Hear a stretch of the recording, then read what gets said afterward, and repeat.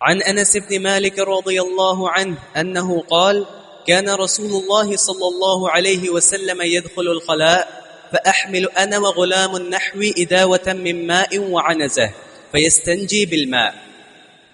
یہ حدیث اس کا عنوان یہ ہو سکتا ہے کہ پانی سے استنجا کرنے کا حکم، پانی سے استنجا کرنے کا حکم. امام مقدسی رحمہ اللہ نے یہ حدیث اس لیے ذکر کی کہ کچھ علماء حتیٰ کہ سابقین صرف پانی کے استعمال کو ناجائز قرار دیتے تھے. وہ کہتے تھے کہ استنجا میں اصل ڈھیلا ہے، اصل یہ کہ ڈھیلا استعمال، اور خالی پانی کا استعمال جائز نہیں ہے، استنجا کے لیے کافی نہیں ہے. مگر یہ مذہب ان کا انتہائی باطل، کیونکہ پانی سے استنجا کرنا نبی علیہ السلام سے ثابت ہے، اور ظاہر ہے کہ پانی زیادہ طہارت کا باعث ہے. یعنی ڈھیلا نجاست کو جڑ سے نہیں اکھاڑے گا. ڈھیلا استعمال کریں گے تو نجاست کے نشانات باقی رہ سکتے ہیں، لیکن پانی میں یہ صلاحیت ہے کہ وہ نجاست کو جڑ سے اکھاڑنے کی صلاحیت رکھتا ہے. تو یہ مذہب بالکل باطل ہے اور سطحیت پر قائم ہے. اور یہ جو حدیث آگے آ رہی ہے اس میں نبی علیہ السلام کا پانی سے استنجا کرنا ثابت ہو رہا ہے. اور اس کے راوی انس بن مالک رضی اللہ عنہ ہیں، جن کی کچھ حالات ہم نے پڑھ لیے. فرماتے ہیں کہ رسول اللہ صلی اللہ علیہ وسلم نے ارشاد فرمایا، فرماتے ہیں کہ کان رسول اللہ صلی اللہ علیہ وسلم یدخل الخلاء، رسول کریم صلی اللہ علیہ وسلم بیت الخلاء جایا کرتے بیت الخلاء، چاہے وہ جنگل یا میدان میں جانا مقصود ہو یا کسی بیت الخلاء میں. اور چونکہ آپ اللہ کے نبی کے خادم تھے، فرماتے ہیں کہ فاحمل انا وغلام نحوی معی اداوۃ من ماء وعنزہ، میں اور میرے ساتھ ایک اور لڑکا جو میرا ہم عمر ہوتا، ہم اٹھا کر ساتھ چلتے. کیا؟ اداوۃ من ماء، پانی کا برتن. اداوا کا اصل چمڑے کا برتن، چمڑے کے برتن میں پانی بھر کے ہم ساتھ چلا کرتے تھے.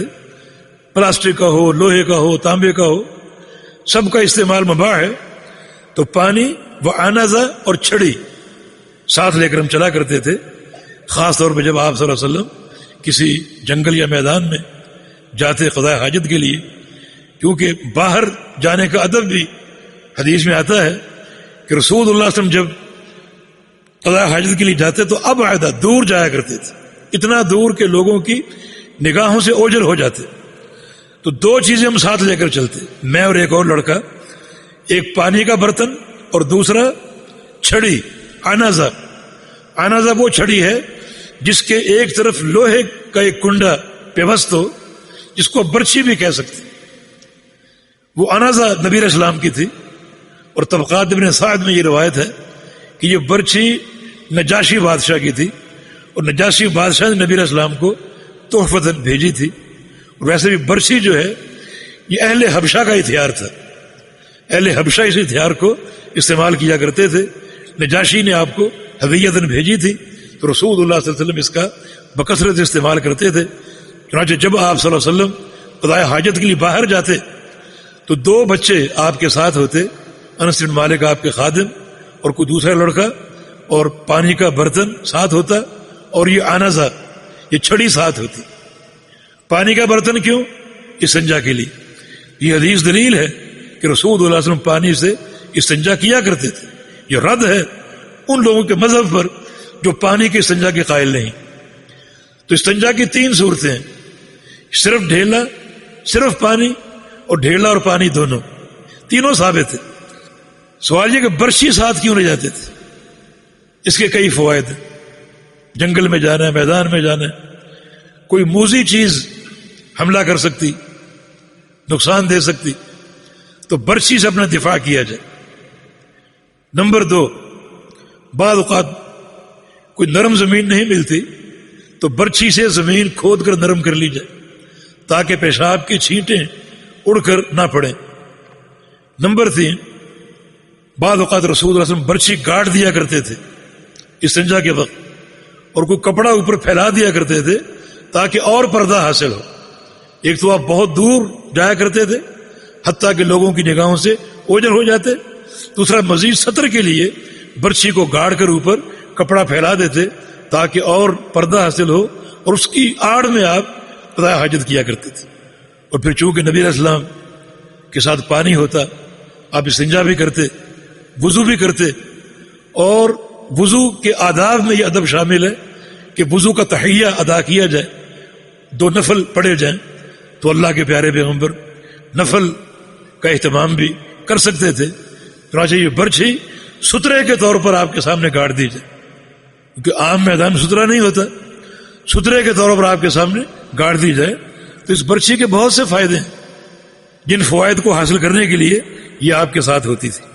تو باہر کہ اب یہ حدیث سے اثر استدلال امام مقدسی کا رحمہ اللہ کا یہ ہے کہ صرف پانی سے استنجا کرنا جائز ہے، درست ہے، اور استنجا بالکل درست ہوگا، بلکہ زیادہ صفائی اور طہارت کا باعث ہوگا. اور اس حدیث میں انس بن مالک کی خدمت، یعنی ایک متعلم اپنے شیخ کی خدمت کرے اور رسول کریم صلی اللہ علیہ وسلم کے ساتھ محبت کا ان کا یہ انداز، نبی علیہ السلام کی مصاحبت، ہر وقت ساتھ ہوتے اور اس خدمت کے لیے ہم وقت موجود ہوتے تھے. اور بہت سے صحابہ کوشش کرتے کہ یہ خدمت وہ ادا کیا کریں.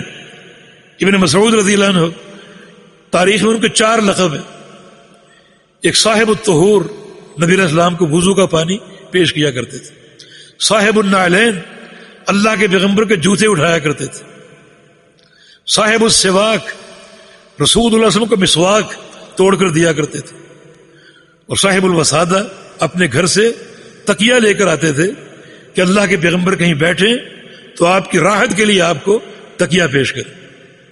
بلکہ ربیعہ بن کعب رضی اللہ عنہ وضو کا پانی لے کر رات کو نبی علیہ السلام کے گھر کی چوکھٹ پر آ کر بیٹھ جاتے تھے، یہ سوچ کر کہ دن میں تو اللہ کے پیغمبر کے بڑے خادم ہوتے ہیں، کبھی رات کو آپ کو پانی کی ضرورت ہو کون آپ کی خدمت کرے گا. تو پانی بھر کے لے آتے، نبی علیہ السلام کے دروازے کی چوکھٹ پر بیٹھ جاتے. ایک روز نبی علیہ السلام اٹھے، گھر میں پانی موجود نہیں تھا. آپ پریشان ہوئے، باہر نکلے کہیں سے پانی حاصل ہو جائے. باہر ربیعہ بیٹھے ہو، تم یہاں؟ عرض کیا میں مدتوں سے آ رہا ہوں. بڑا آپ خوش ہوئے.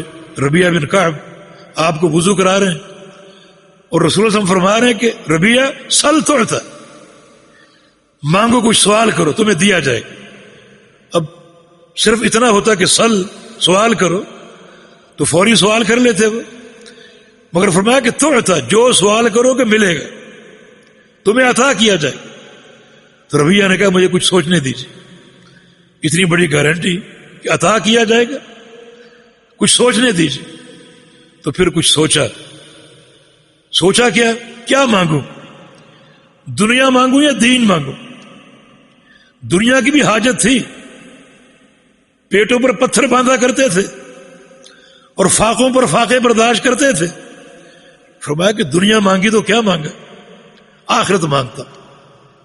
پھر سوچا کہ آخرت میں بھی جنت میں لاکھوں لوگ جائیں گے، کوئی ایسی چیز مانگوں جو بہت کم لوگوں کو میسر ہو. سوچ لیا اور آ گئے. فرمایا کہ ربیعہ کیا سوچا؟